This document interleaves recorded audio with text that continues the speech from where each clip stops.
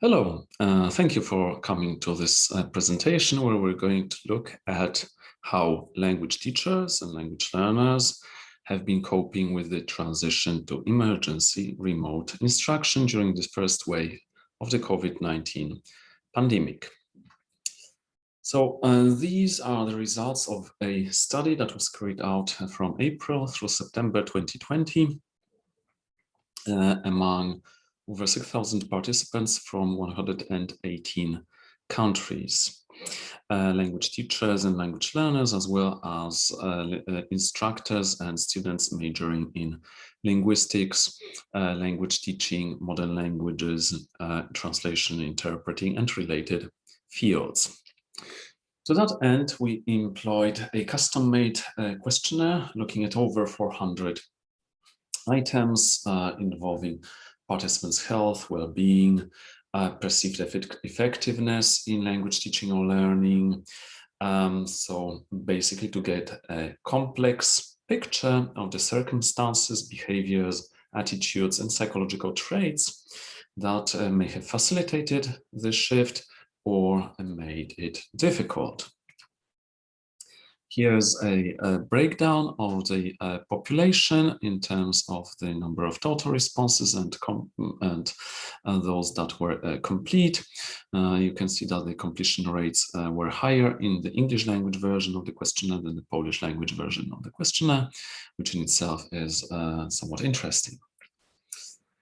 So the question items looked at least in terms of language teachers, professional experience, experiences and attitudes, specifically connected with remote teaching, well-being during the pandemic, as well as a number of psychological and personality constructs.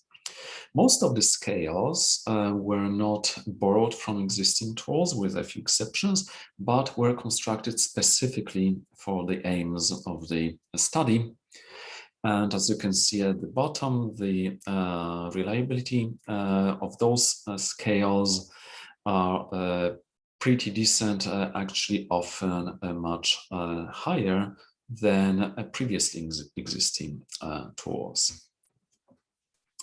Here you can see a map with the respondents' locations. So North America and Europe are the best represented, but then other continents also get their share of responses. So in the first step, let's look at the language learners population. We used cluster analysis and found that the learners could be divided into two clusters. That's visible both from the histogram and the heat map. And these clusters were indicating those learners that were coping better and those that were coping worse with the transition.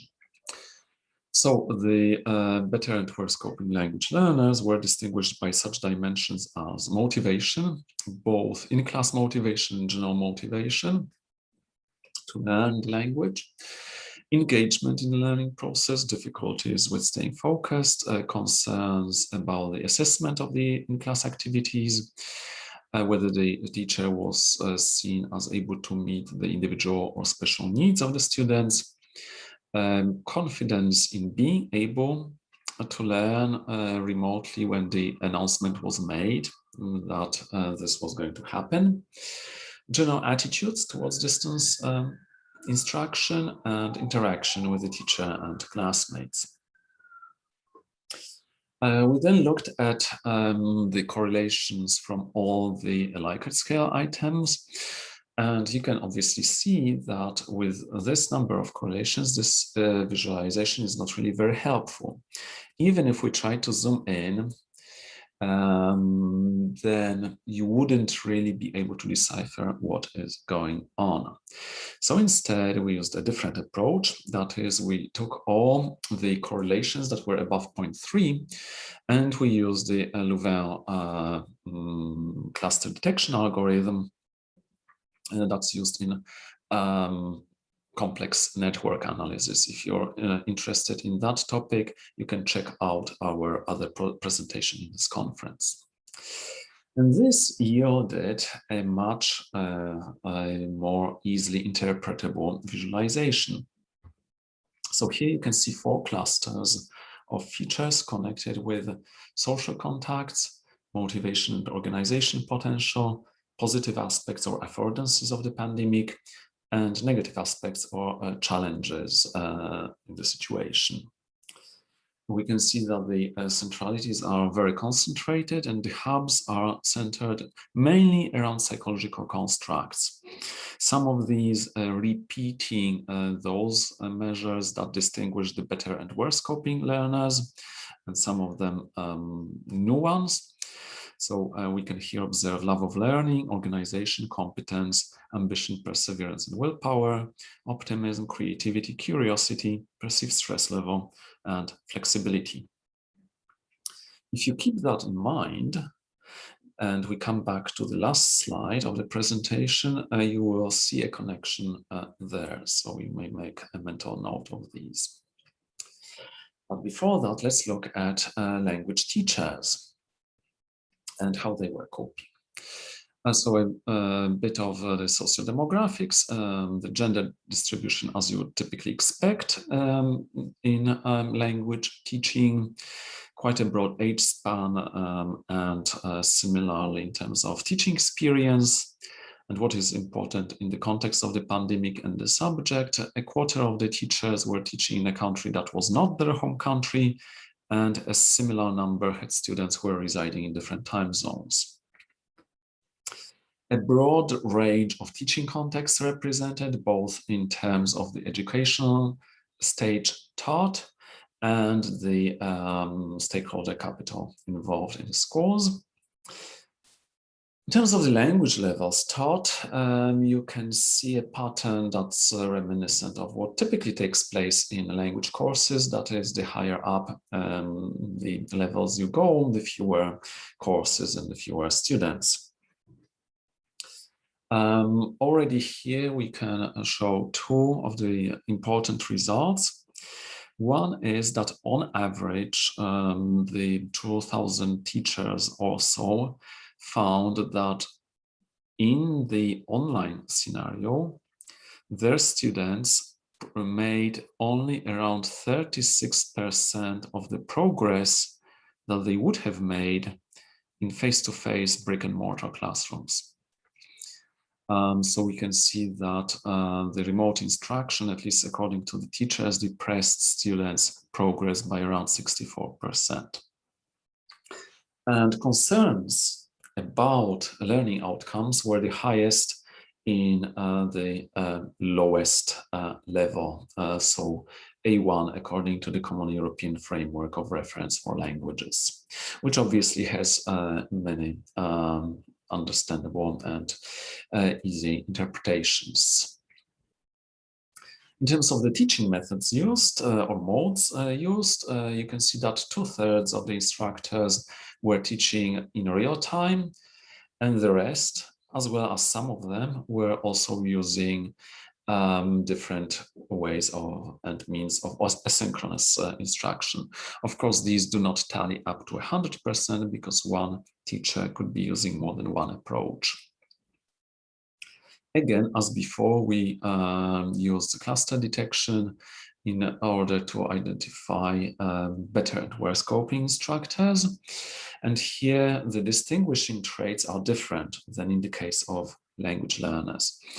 So we can see that what distinguished better from worse coping instructors was level of preparation and support, effectiveness and engagement in using digital technologies, perception of how the students were coping, logistics, and a general positive orientation. If we zoom in, we see that the better coping teachers were typically teaching at higher stages of education, and the vast majority of them were using real-time face-to-face, real-time synchronous screen-to-screen instruction. A majority thought that this mode was as efficient as face-to-face classes, On average, they felt better prepared and supported. They were satisfied with the learning management software, thought the students were coping well, didn't experience too many logistics problems, and maintained overall positive life and work attitudes.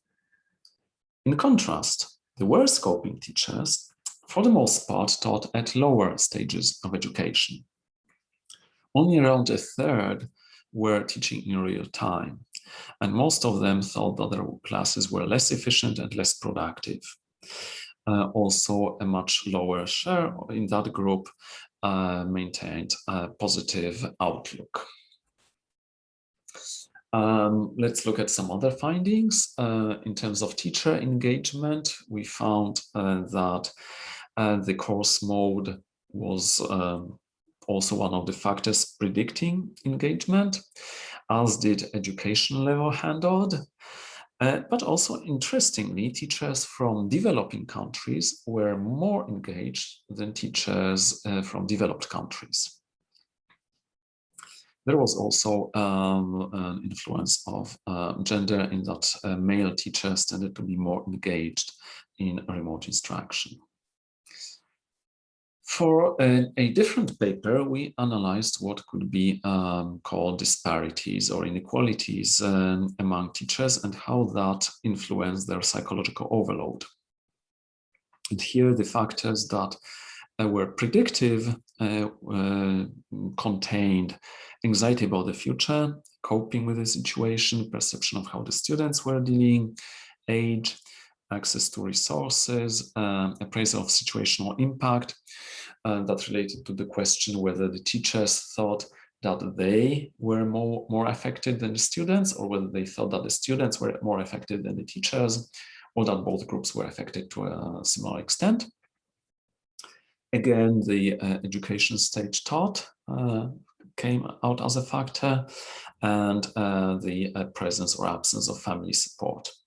And gender no longer mattered. Student coping has appeared a few times already, so we looked at the predictors thereof. And here we can see quite a few. And these are fairly straightforward, so I will just give you 10 seconds to glance through them without necessarily focusing on any of those, because you could say that these are pretty understandable. Let's move to concerns about learning outcomes. Here there were only a few predictors, but these were pretty important. So the challenges that the teachers found students to deal with were the most important predictor here. Prior experience with online instruction, technological challenges experienced, and finally, and that was the only remaining predictor, proficiency, but meaning the lowest stage of proficiency in the language. None of the remaining levels were predictive of teachers' concerns about learning outcomes.